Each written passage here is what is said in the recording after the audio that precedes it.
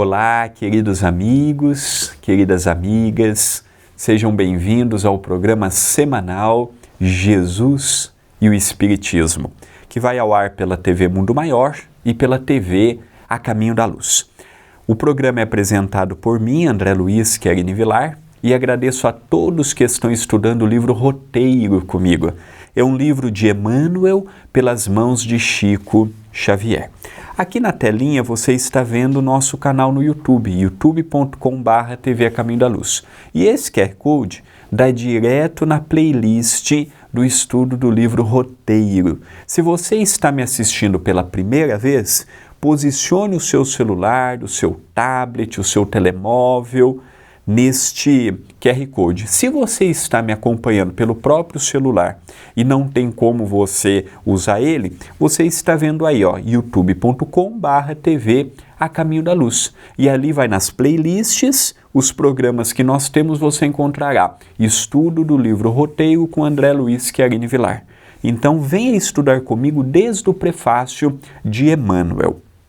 Começamos na semana passada o capítulo 33, Individualismo, e daremos continuidade neste momento. Diz Emmanuel: aqui é a companheira que persevera em rumo diferente. Além é o coração paternal que, por afetividade mal dirigida, dificulta a ascensão para a luz.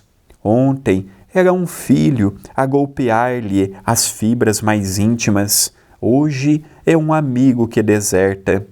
Se o discípulo não se rende à perturbação e ao desânimo, gradativamente começa a compreender que está sozinho, em si mesmo, para aprender e ajudar, entendendo, outros sim, que na boa vontade e no sacrifício adquire valores eternos para si próprio. Curioso esses dois parágrafos de Emmanuel, porque ele vem mostrar para nós uma ideia interessante. Vivemos no coletivo, então nós sempre temos que estar rodeado por pessoas e é o celular na mão com as nossas conversas virtuais, as pessoas ao nosso lado. E o que Emmanuel nos fala? Que a nossa ascensão espiritual, ela é individual. E que quando eu tenho boa vontade e não desanimo com as dificuldades da vida, com um amigo ingrato, com um familiar ingrato, com um companheiro do trabalho ingrato, com as pessoas que não reconhecem o nosso esforço, a nossa dedicação, com as pessoas que não dão valor no nosso sacrifício, com as pessoas que não vê nada que fazemos, sempre nos cobram, sempre exigem, sempre querem mais. Então o que Emmanuel nos fala? Que a nossa jornada ela é individual. Quando eu vou dormir, a minha esposa está do meu lado, mas eu vou estar junto com os meus problemas apenas. Há coisas que eu vivo em casal, há coisas que eu vivo com os filhos, há coisas que eu vivo no trabalho, há coisas que eu vivo na religião, mas há coisas que eu vivo sozinho. Eu posso estar rodeado por muitas pessoas, mas há dias que eu me sinto vazio. Há dias que eu me sinto solitário. É isso que Emmanuel nos fala, que quando nós temos a boa vontade de entendermos que o planeta Terra é um planeta muito aquém da evolução que tanto sonhamos, desejamos, queremos, e que são espíritos que ainda estão lutando para o seu próprio crescimento, nós não encaramos o mundo com aquela dificuldade e passamos a ver que a ingratidão, que as dificuldades no relacionamento humano, que as perseguições gratuitas que sofremos ainda fazem parte devido ao endurecimento do coração nosso. Ainda faz parte. Não é para aceitarmos, não é para pularmos de alegria, não é para ficarmos contentes, porque não são motivos de contentamento, mas sim de compreensão. Esta dimensão é uma dimensão muito árdua. O solo é muito árido. Não é fácil passar por aqui. As dificuldades surgem quando eu imagino agora minha vida vai entrar no eixo. Vi um problema. Agora acalmou.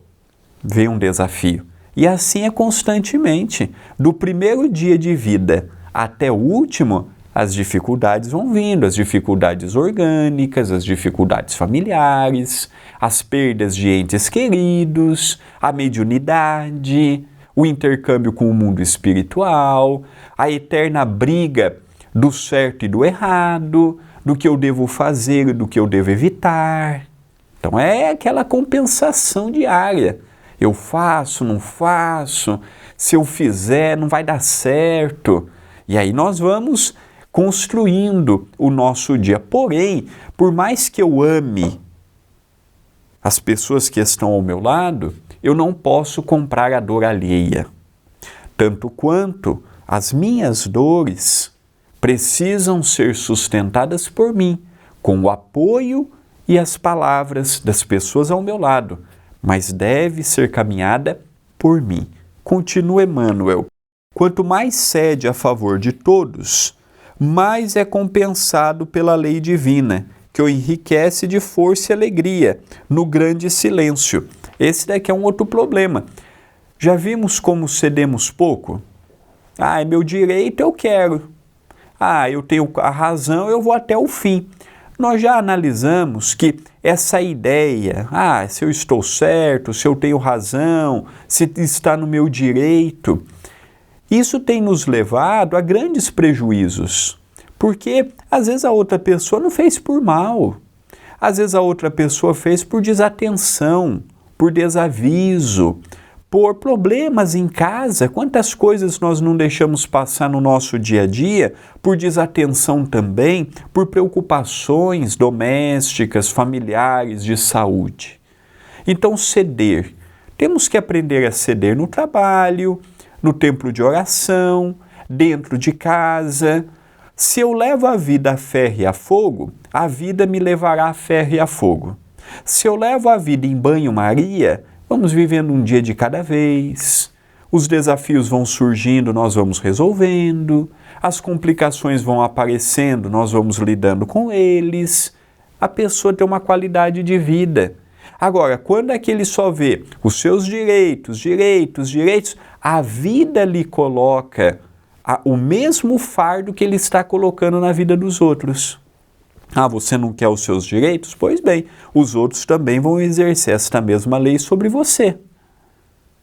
A vida é uma lei de retorno. A partir do momento que eu acordo pela manhã e eu interajo com a lei divina, reclamando ou agradecendo, eu já estou emitindo um pensamento. E ele está emitindo um pensamento de retorno. É uma lei de troca. Nossa, fechou uma porta, mas parece que abriu mais 3. Agora, tem pessoas que fecham uma porta e ficam a vida toda com a porta fechada.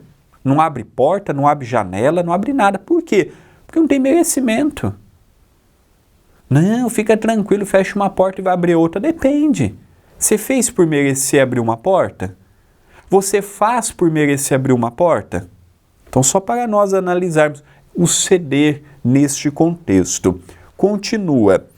Na marcha diária, chega à conclusão de que o individualismo ajustado aos princípios inelutáveis do bem é a base do engrandecimento da coletividade. Reconhece que o espírito foi criado para viver em comunhão com os semelhantes, que é a unidade de um todo em processo de aperfeiçoamento e que não pode fugir, sem dano, à cooperação, mas, à maneira da árvore, no reino vegetal, precisa crescer e auxiliar com eficiência para garantir a estabilidade do campo e fazer-se respeitável. Ninguém vive só, mas chega sempre um momento para a alma em que é imprescindível saber lutar em solidão para viver bem. Há momentos em que é necessário aprendermos a lidar com a solidão. Não a solidão de não ter ninguém do lado, mas a solidão íntima, aquela que eu preciso em alguns momentos ter uma retidão. Hoje nós vivemos uma vida com tanta poluição auditiva, com tanta poluição visual, com tanta poluição mental. Hoje há pessoas que não conseguem ficar um dia sem ter o celular na mão. Há pessoas que não conseguem ficar um dia sem ter que acompanhar notícia, sem ter que acompanhar os portais para ver como está o mundo. Há pessoas que acordam e dormem vendo essas coisas. Ou vendo séries, vendo coisas que não acalma. Poucas pessoas param e falam assim, eu vou pegar 1 hora do meu dia, meia hora do meu dia, eu vou pegar uma parte do meu final de semana, já que durante a semana é muito corrido, e eu vou parar alguns minutos para ter uma retidão. Então nós vamos emendando um problema no outro, nós vamos emendando as dificuldades, nós vamos emendando os problemas, e chega no final de um ano, nós estamos exauridos. Em um computador, você vai apagando, paga da lixeira, mas a cada alguns anos é bom você formatar o computador. É a mesma coisa conosco. Nós vamos levando um problema daqui, um problema colar, uma perseguição daqui, uma perseguição de lá, uma dificuldade daqui, uma dificuldade lá, e não vamos fazendo esse processo de limpeza. Então vai ficando resquício, o resquício do medo, o resquício da incerteza, o resquício da dúvida, o resquício de encararmos a vida com aquele olhar já negativo, porque sofremos, porque apanhamos, porque passamos por isto ou por aquilo. Então o que Emmanuel nos fala aqui? A aprendermos a viver bem conosco. Antes de eu pensar em viver bem com o próximo, eu tenho que aprender a viver bem comigo. Antes de eu querer fazer o próximo feliz ou ser feliz pelo próximo, eu preciso me fazer feliz. Eu preciso me completar. Eu preciso me amar para depois eu fazer tudo isso com a esposa, com o marido, com os filhos, com os familiares. Nós vamos para um pequeno intervalo e já retornaremos. Voltamos com o estudo do livro Roteiro, um capítulo extraordinário. Tanto este vídeo quanto o outro, para mim, tem me trazido informações preciosas. O individualismo, nós vamos saindo daquele individualismo egóico, daquele individualismo presunçoso, daquele individualismo depressivo e vamos caminhando para um individualismo proativo, por um mundo melhor, por uma vida melhor, por uma sociedade melhor. Há momentos em que eu vivo em coletivo, mas há momentos em que eu preciso aprender a viver bem comigo. Se eu não vivo bem comigo, eu não estarei bem com ninguém. Se eu não sei passar pelas dificuldades com resignação, com humildade, com aceitação, eu vou estar descontando no próximo. Então, antes de eu viver num coletivo, eu sou um indivíduo. Se eu sou um indivíduo doente, eu vou levar a minha doença para a sociedade. A minha doença é o orgulho, o egoísmo, a vaidade, o fanatismo, a ortodoxia, o desleixo, a indisciplina. E aí eu vou adoentar a sociedade. Então nós somos, a sociedade é um reflexo do individualismo. Nada mais do que isto. Então o que nós vemos a nível coletivo, se fizermos uma análise, é o que vemos no íntimo de nós. Esta temática principal de Emmanuel, continua o benfeitor. Para valorizar o celeiro e enriquecer a mesa, a semente descansa entre milhões de outras que com ela se identificam. Todavia, quando chamada a produzir com a vida para o conforto geral, deve aprender a estar isolada no seio frio da terra, desvencilhando-se dos envoltórios inferiores, como se estivesse reduzida a lodo e morte, a fim de estender novos ramos e elevar-se para o sol. Sem o indivíduo forte e sábio, a multidão agitar-se-á sempre entre a ignorância e a miséria. Esforço e melhoria da unidade para o progresso e sublimação de todo é uma lei. A navegação a vapor atualmente é patrimônio geral, mas devemo-la ao trabalho de Fulton.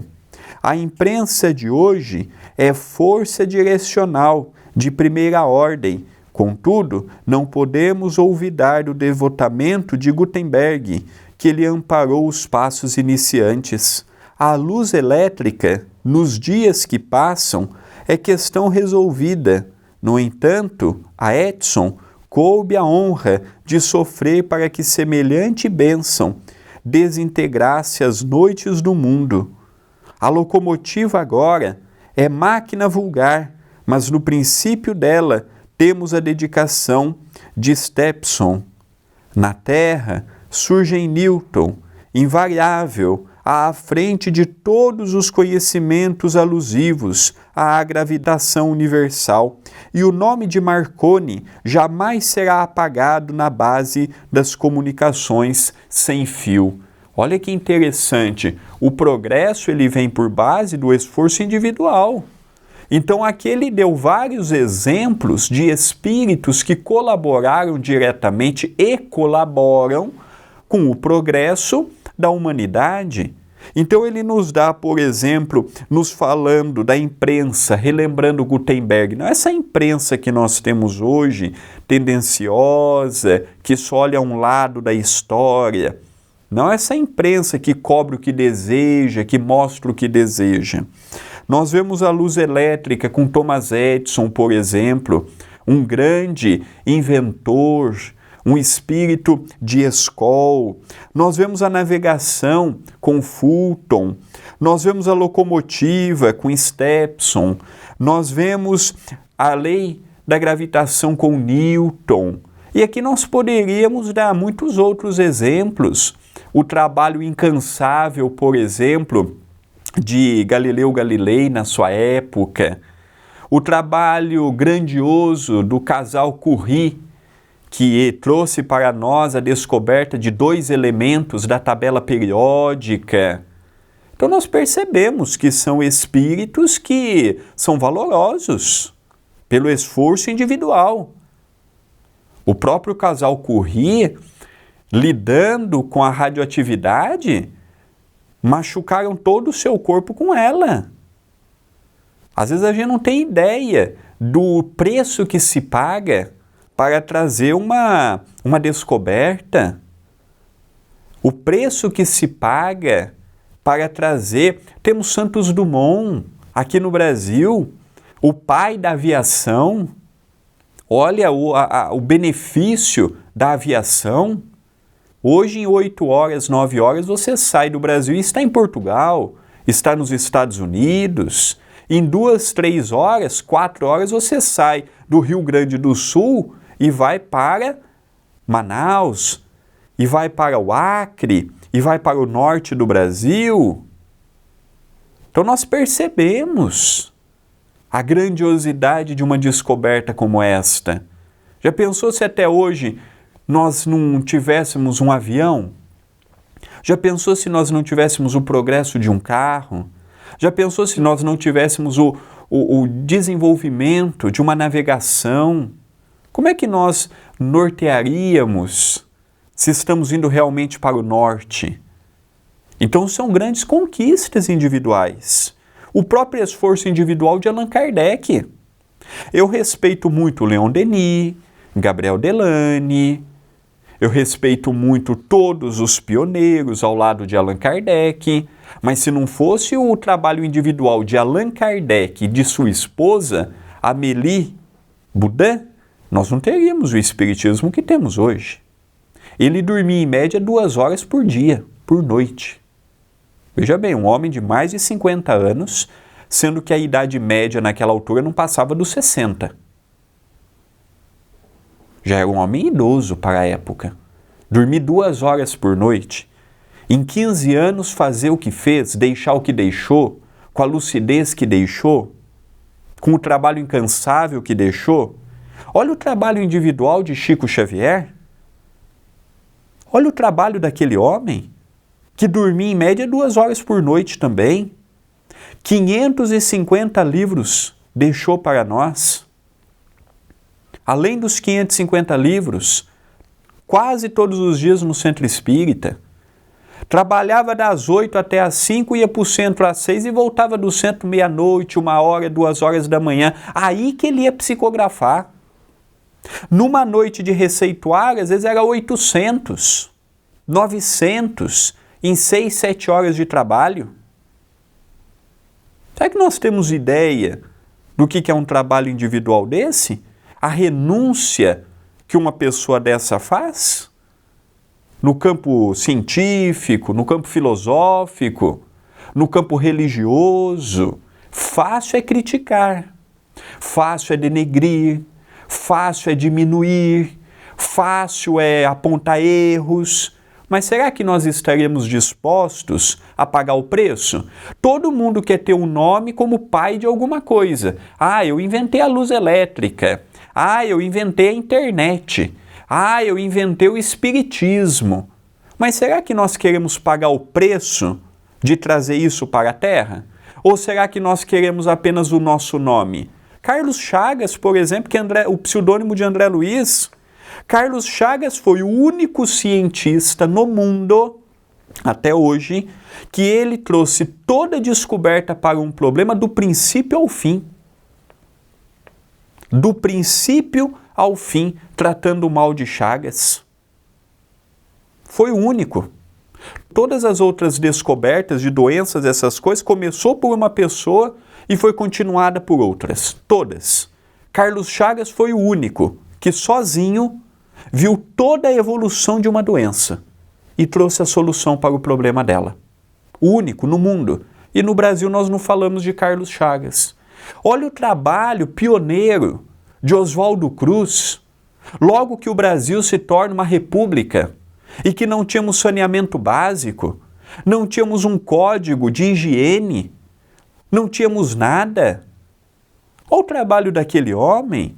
Um país como este, que não havia comunicação direito para que as informações percorressem norte ao sul do país. Quem é que fala hoje de Oswaldo Cruz? Quem é que fala hoje de Carlos Chagas? Quem é que fala hoje... O Santos Dumont ainda é um pouco mais falado. Então nós percebemos que o trabalho individual, hoje se nós temos a erradicação do mal de Chagas, foi porque ele pegou anos da sua vida e foi para Minas Gerais estudar o problema, deixando a família e os filhos para os outros cuidarem, para cuidar de um bem maior. Olha o benefício que ele trouxe para os países tropicais, não é só o Brasil não. Quantas milhares de pessoas no mundo não deixou de morrer pelo trabalho dele? E às vezes a gente sequer lembra do trabalho individual das pessoas. Continua e encerra Emmanuel. Cada flor irradia perfume característico, cada estrela possui brilho próprio. Cada um de nós é portador de determinada missão. O Espiritismo, confirmando o Evangelho, vem amparar os homens e convidar o homem a aprimorar-se, engrandecer-se, consoante a sabedoria da lei que determina, a cada um segundo as suas obras. Eu gosto muito desta frase de Jesus, quando ele nos fala, a cada um segundo as suas obras. Então, por mais que o meio seja hostil, por mais que o meio seja difícil, nós não podemos parar e ficar lamentando, não, porque o mundo, ele vai ser sempre preparado, enquanto formos mundos de expiações e provas, ele vai ser sempre preparado para a crítica. Ninguém reconhece o esforço do outro. Às vezes eu faço um programa lindo, maravilhoso, faço 99 programas maravilhosos. Em um, eu cometo um erro, dou um dado que não é verdade. Sabe o que acontece? Os 99 já não prestam e vão colocar um rótulo de que a pessoa falou isso e pronto, a pessoa já não serve mais. Esse é o mundo que nós vivemos. Por isso que o Dr. Eduardo diz assim, meu filho, a gente não pode ligar muito para o que os outros pensam, não. A gente tem que analisar sim, passar pelo crivo da razão, pode ser sugestões para o nosso progresso, mas olha, as pessoas estão preparadas para criticar, para apoiar, ajudar, ninguém quer não. Criticar, reclamar, apontar o dedo que está faltando isso, que está faltando aquilo, nós temos aos muitos. Então, vamos agarrar, trabalhar, vamos aproveitar a saúde, a inteligência, vamos nos esforçar, porque há muito o que ser feito. Estamos encerrando o programa Jesus e o Espiritismo.